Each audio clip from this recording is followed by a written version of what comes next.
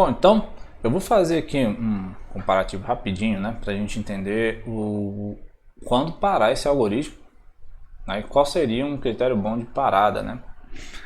Então tudo acontece primeiro que a gente tem que definir qual é a precisão, né, que a gente quer utilizar, qual seria o maior erro aceitável, certo? Por exemplo, quando ele está repetindo lá o negócio, a gente poderia pensar assim, se eu quero esse meu epsilon de tamanho 1, tá? A minha precisão, eu aceito a precisão de tamanho 1.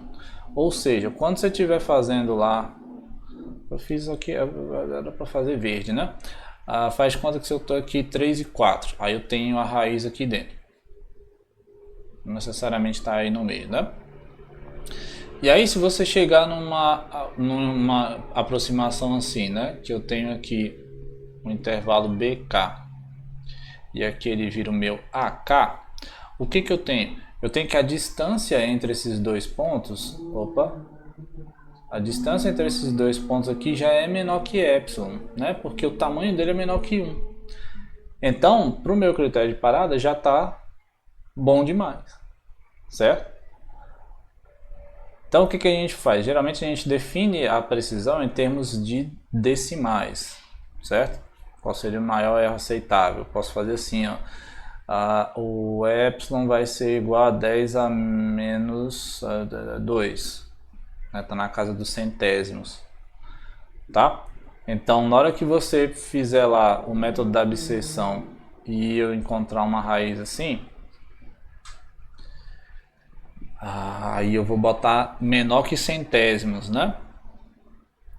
Então na hora que eu encontrar um intervalo assim deste tamanho que esteja entre 2 centésimos, né? Por exemplo, eu boto aqui 1 sobre 100 e aqui 2 sobre 100, né? O que eu tenho? Eu tenho aqui, ó, que o tamanho desse trocinho aqui, que é essa distância, já é menor do que a minha precisão. Então, ó, quando eu atingir isso daqui,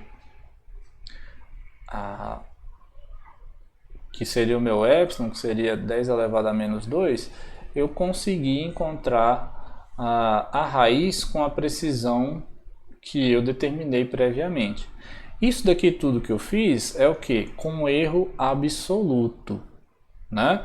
A gente já viu que utilizar o erro absoluto pode ser uma coisa que você tem que interpretar ainda, porque se a raiz estiver lá em 10.000 não sei o que, cara, né? Você tem que tomar cuidado com o que você vai definir como sua precisão, certo? Porque vai levar em consideração isso. Então, o que a gente vai utilizar? A gente vai utilizar o erro relativo, né? Lembra da expressão do erro relativo? O que era? Você tem uma aproximação, xk, menos o valor da raiz sobre o tamanho dessa raiz. É diferente, tá? O epsilon é diferente do xi, né? Então, a gente vai utilizar este erro relativo, certo? Dava para utilizar também o tamanho da função menor do que o erro que você quer. Por quê? Se você está se aproximando da raiz, o valor da f está indo para zero, não é? Certo? Faz sentido também você usar isso, certo? Mas pode acontecer alguns probleminhas que eu vou mostrar quando você estiver fazendo exercício, né? Quando estiver fazendo exercício eu te mostro os problemas que dá. Então a gente vai utilizar basicamente o erro relativo, certo? Dá para usar esse critério aqui também. Qual é a coisa, né? Tem funções que satisfaz mais rápido um do que o outro. Tem hora que o erro relativo está pequeno, mas isso aqui está grande. Tem hora que isso aqui está grande, mas o erro relativo é pequeno, certo? Tá, tudo bem. Qual é a tristeza? A gente não sabe o valor da raiz, né? Opa! Por quê? Por quê, gente? Por que eu não sei, professor? Por quê? Porque se você soubesse, você não ia fazer o método da abscissão, né? Você já ia botar direto aqui o valor da raiz, né, cara? Poxa vida, pra que você vai fazer um método para aproximar um negócio que você sabe? Né? Eita ferro. Então o que acontece? A gente vai ter que restringir o tamanho do intervalo que contém a raiz. E a gente tem que fazer o quê?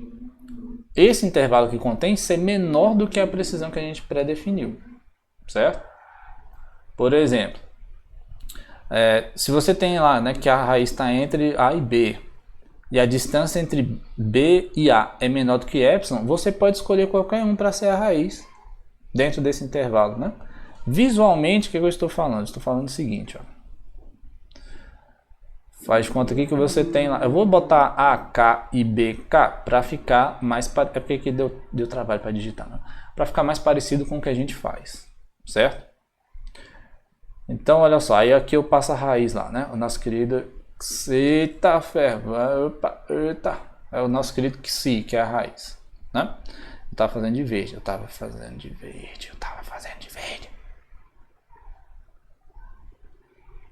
Certo? Aí o que acontece? Quando você escolhe lá a precisão, por exemplo, vou escolher o meu epsilon vai ser igual a 10 a menos 3, né? Se você olhar para cá e essa distância for menor que 10 a menos 3, você pode parar o algoritmo. Por quê? Você definiu que qualquer coisa menor do que isso já está dentro do erro. Então, se você escolheu essa precisão, o que acontece? Esse intervalinho aí, né? BK, o tamanho dessa distância, BK menos AK, já é menor que 10 a menos 3. Então, se ela é menor do que 10 a menos 3 e você sabe que a raiz está aqui dentro, você pode escolher qualquer um para ser a raiz, certo? Então, eu posso escolher isso daqui, ó. XK, vai ser a raiz, certo? Eu peguei ali no meio, porque já está menor do que a precisão, já está, digamos, quando você bota que o troço é uma precisão de 10 a menos 3, você já está dizendo assim, olha, meu algoritmo já está menor do que o que eu consigo enxergar, então a raiz está aqui dentro. Então por isso que você vai poder escolher qualquer um, né?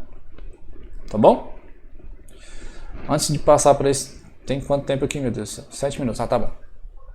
Um outro comentário que eu queria fazer com vocês é o seguinte. Como é que a gente vai calcular o erro se a gente não tem o valor, né? Do Xi. Então, a gente vai medir com as aproximações que a gente faz. Certo? Então, deixa eu botar aqui... Calma, opa. Botar aqui. O erro relativo aproximado, né? Porque a gente não sabe, né, gente, quanto que é a raiz, a gente não sabe, então a gente vai ter que fazer o seguinte, ó. Vou pegar duas iterações e comparar assim, ó.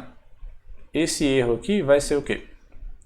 O XK que eu vou calcular para frente menos o XK que eu tenho dividido pelo tamanho do XK que eu tenho, certo? Porque o XK é o que? É o ponto médio do intervalo que a gente está calculando lá. Então, se essa distância entre esses pontos médios ficar menor, né, relativamente com relação ao próprio XK, isso que a gente vai utilizar como critério de parada, porque esses dois caras estão dentro do intervalo AK e BK, certo? Né? Você lembra lá? Lembra lá? Ó, se eu fizer aqui, ó, se eu fizer aqui AK e fizer aqui BK, então eu calculei o XK aqui, né? XK aqui, cacofonia. Esse aqui é meu XK. Na próxima iteração eu vou calcular o XK mais 1. Ele vai ser essa metade ou vai ser essa metade, certo? Faz conta que foi aqui.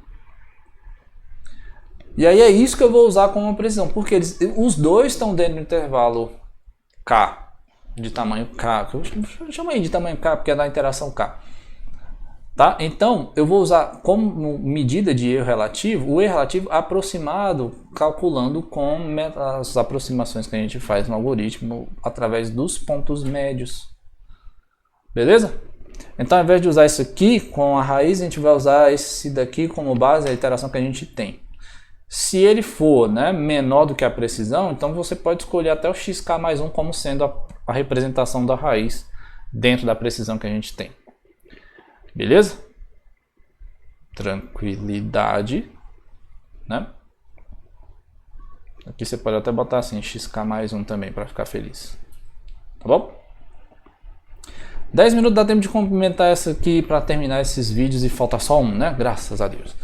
Então, olha só, os casos em que o produto, né, das funções é positivo. O que isso pode indicar? Pode indicar o seguinte: a função ela pode não possuir uma raiz, que nem esse caso aqui, né? Ela pode possuir as duas raízes no intervalo e você escolher um intervalo muito aberto, aí ela fica positiva. Que nesse caso aqui, né, se você olhar para o gráfico aqui dessa, se você olhar para o gráfico aqui dessa função, x ao quadrado menos 1, você tem aqui que ela tem uma raiz no 1 e a no menos 1. Aí você escolhe para fazer o intervalo aqui, ó, 2 e menos 2. Aí você passa por duas raízes, então o f de 2 é positivo e o f de menos 2 é positivo, né? Outro caso que pode acontecer é a função não troca de sinal, mas tem uma raiz, que nem essa daqui, né? Aí o que acontece? A mesa está inclinada aqui, eu não consigo fazer certinho. Aqui você tem o menos 1, né? O gráfico dessa coisa aqui, x menos 1 ao quadrado. Aí, rapaz, não tem método da bissecção que vai ajudar você a calcular essa raiz aqui. Porque não tem como medir com o teorema do valor intermediário dizer que tem uma raiz aqui dentro. Belezura? Tranquilidade, tranquilidade demais, né? Então era isso, os comentários que eu queria fazer. Espero que você esteja entendendo um pouco mais sobre o método da bissecção, tá? No próximo vídeo, rapidinho, a gente vê uma análise do algoritmo, antecipando matéria do quarto semestre, né? A gente já consegue analisar um pouco do comportamento deste algoritmo, beleza? Então tá bom, um abraço e até o próximo vídeo, né, cara? Não se esquece que tem mais vídeo aqui, né? Não fica lá clicando, o professor botou só um link, aí só tem um vídeo. Não é assim não. Até mais!